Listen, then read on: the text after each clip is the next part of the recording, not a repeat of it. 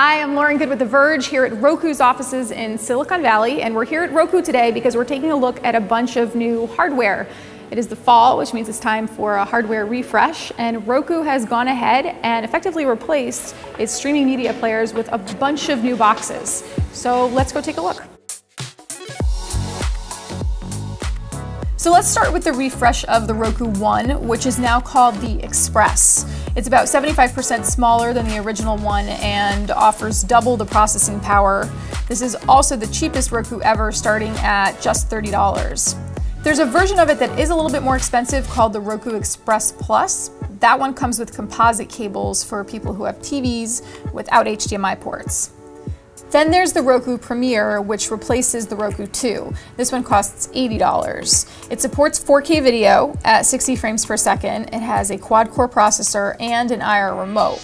And then the next step up from that is the Roku Premier Plus, which replaces the Roku 3 and costs $100. Now this is very similar to the Premier box with the same quad-core processor, but it does support HDR video in addition to 4K. It has an Ethernet port and a micro SD slot, and then the remote has a headphone jack for private listening. And finally, there's the new top-of-the-line Roku. The $130 Roku Ultra replaces the Roku 4. Like the Premier boxes, this one supports 4K video and HDR, but the big difference is that this box has a USB port for plugging in your own thumb drive with locally stored media. And the remote has a few different features too. It has voice search, Find My Remote feature, and even A/B gaming buttons. Now these are just the boxes, by the way. Roku isn't updating its streaming stick, which it released earlier this year. And Roku software is also getting an upgrade, which will roll out to all Roku users, although it's not a major update, it's still Roku OS 7. This includes a night listening mode that will compress the audio so that the music and loud explosive noises are closer to the dialogue levels.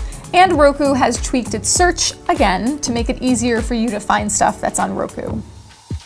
In addition to the software changes, Roku says it now supports more than 3,500 channels on its streaming media players, which is a lot of channels, and I'm sure not everybody's going to watch all of them. Still nice to have the option.